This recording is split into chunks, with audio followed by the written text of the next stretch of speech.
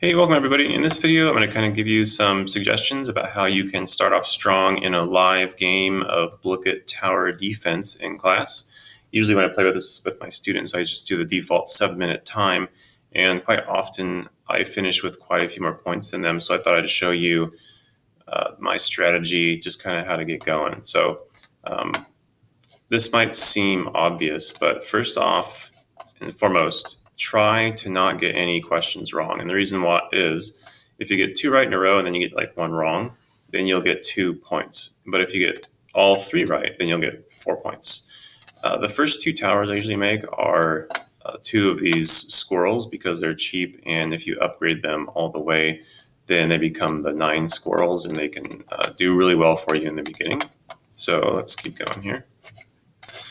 My next suggestion is that once you finish answering the questions, hit play round or start round immediately when you get to that next screen. So right here, I'm going to hit start like right now because I want to make sure that those characters come out as soon as possible, because the longer I wait for them to come out, the longer it's going to take me to kill them, and which means it's going to take me longer to earn points. So get them out as fast as possible. Okay, I'm about to finish my second squirrel, and then on my next round, what I usually like to do is put out a couple of the penguins to slow down the characters. So I've got 2 penguins, and I'll show you which upgrade I do at the end. So I like to use this one right here because it just greatly slows down the people, and I do one up here, so that whole first bit right there, they're going really slow. The next character I get is a unicorn.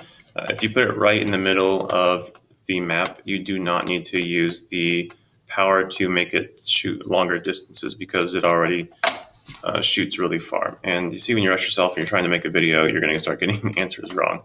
So oops on that one. I like the unicorn one usually because it kind of hits them and then it keeps hitting them after that.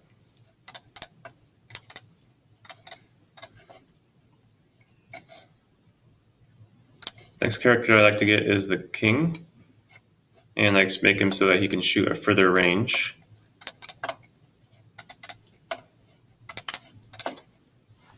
The problem also here is that I shouldn't have played a 5-minute game, but I'll tell you what I'm going to do, what I would have done if I'd played a full game, the next piece anyway. Let me get there really quick. Okay, so what I would have done, I would have gotten to round 20, and at round 20 I would have put the jester right here in the middle piece, because what he does is he makes all of the characters work better. So I put the jester there and I expand him so that he covers more space. So that's my next move, is the jester here. And then after that, I just start putting more unicorns. I'll probably throw a dragon in there, maybe some more kings, and I usually end up on the top of the list. So anyway, that's how I play this game. If you guys have other ideas or questions, please put them in the comments. That's it. We'll see you guys next time. Adios.